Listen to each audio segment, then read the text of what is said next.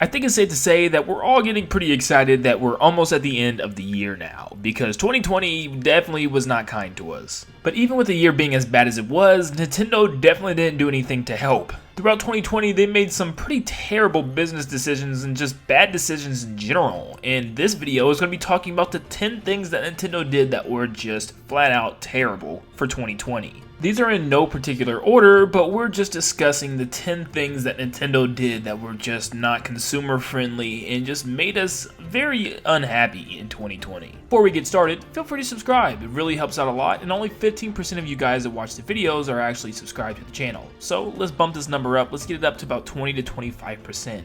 Thank you guys so much for helping out and helping the channel grow. It means so much to me. And let's move on to the 10 things Nintendo has done that was just awful in 2020.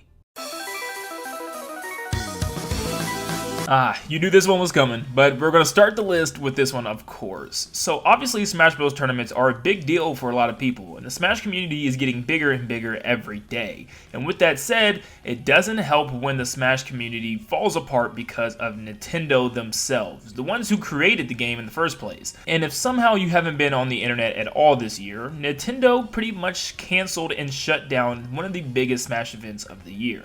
Well, currently, there is a virus worldwide, and it's kind of hard to play Smash Bros. Melee, the GameCube title, online without some type of netcode. So they used a Slippy netcode, which is a modded version of Smash Melee, and of course Nintendo did not like this. Nintendo actually told them that they needed to shut that down and not pretty much play Melee. The fans were not happy with this and just complained even more, which resulted in Nintendo shutting down the entirety of Smash Bros. At the Big House event, meaning no Smash Bros. Melee and no Super Smash Bros. Ultimate, which just resulted in tons of angry fans and free Melee and free Smash movements. So with that said, Nintendo didn't stop there. They also canceled the live stream of a Splatoon tournament because the contestants and the players actually renamed themselves in-game Free Smash and Free Melee, which Nintendo did not like, so they took the stream down completely, which just made matters worse. Unfortunately, this is just how Nintendo is. This is how they always have been and always will be, and it's just unfortunate to see this happening to Pro Smash players and even Splatoon players across the globe. It's just very unfortunate, and it is a sad situation.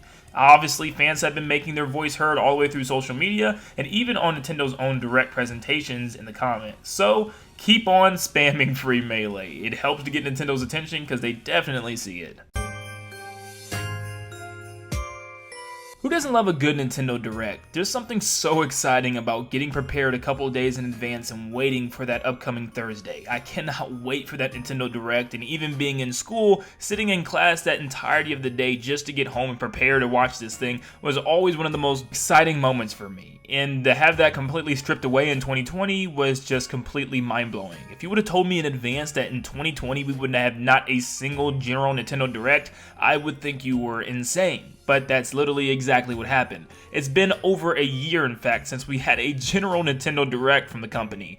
And even people have started to count on Twitter how many days it's been. And with being over a year into this now, it's just kind of sad to see that Nintendo Directs could possibly be vanished right in front of us. Now, that's not to say we haven't gotten any Directs at all this year, because Nintendo has opened the floodgates with many different types, which we'll probably get into on another number here. But with that said, it's just nothing compared to the general Nintendo Directs and the goodness that they brung to the fans all of these years. And you could feel it just in a year in general. Without a Nintendo Direct, something just felt off. It just didn't feel right, and the company didn't feel as fun as they normally did. And obviously Nintendo did say that they're exploring new ways to bring information to people in the best ways, but hopefully it's not just simple Twitter drops, because that just sucks the fun out of Nintendo. Here's hoping that 2021 is the rebirth of Nintendo Directs.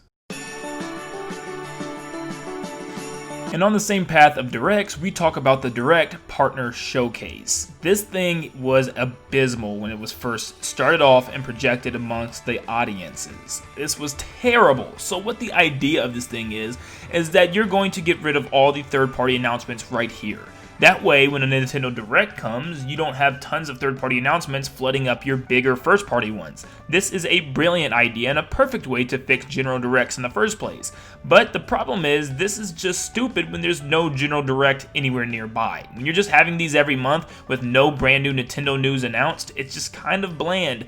And not considering the fact that the things announced in these Directs were absolutely abysmal. The first two were so bad, in fact, I've never seen dislike ratios so heavy on Nintendo's YouTube.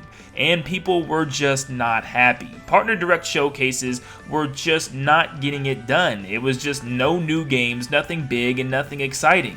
Now, obviously, the last couple have been a lot better, but still, people are upset that these things are happening, and general Nintendo Directs are still a thing of the past. With that said, Nintendo did put their last one out last month in November, and they did claim to come back again in 2021, which is a very scary situation, so hopefully General Directs come back alongside these things, so we are not only watching partner showcases the entire year again.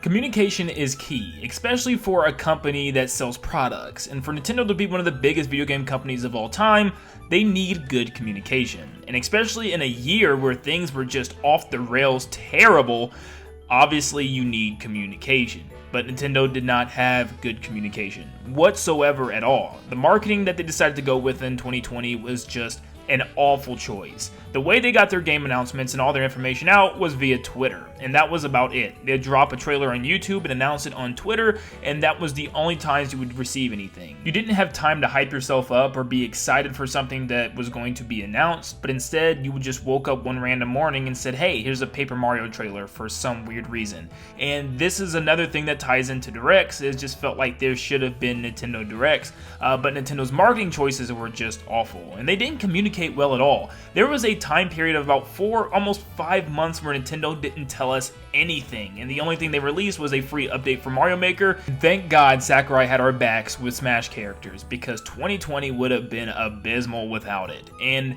Nintendo just didn't talk. They didn't tell us what was coming. They didn't tell us what they were working on, and they just held everything back because I guess they were afraid to announce things that they had to go back and change them because of the virus, which shouldn't be the case, especially considering the fact that you start every Partner Direct showcase off with a warning of COVID guidelines. So why in the world could you not announce anything in the first place? Well, Nintendo just stayed quiet, and they didn't tell us anything, and the communication was so poor. The main content and excitement from the year came from leakers, such as the ones that leaked the Mario 3D Remasters, so thankfully we had leakers to get us excited about Nintendo games.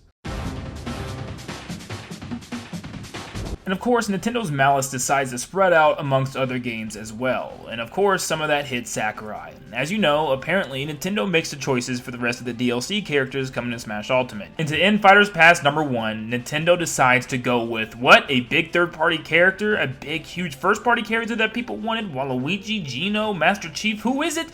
It's Byleth from Fire Emblem Three Houses. The internet was set ablaze, and Byleth was trending on Twitter, but not for the right reasons. People were fed up that the DLC character to end the pack was yet again another Fire Emblem character. And it doesn't help for Smash Wii U, we also got a DLC Fire Emblem character. So it just felt like a rinse and repeat. We're going through this again, and at the time, we didn't know that there were more characters coming out. We were ultimately let down. So this felt like the biggest bummer ever, but thankfully Sakurai announced a second pass, and I feel like he may have done that himself just because he was so disappointed that Nintendo chose this one. And Sakurai often looked like he was trying to make jokes because he knew what situation Nintendo had put him in, and he knew people were tired of not only sword fighters, but Fire Emblem fighters in general. And this just started off the year with terrible taste in our mouths, and the community did not enjoy. But obviously, in the summer of 2020, we got some pretty big announcements such as Steve and also Sephiroth for the winter.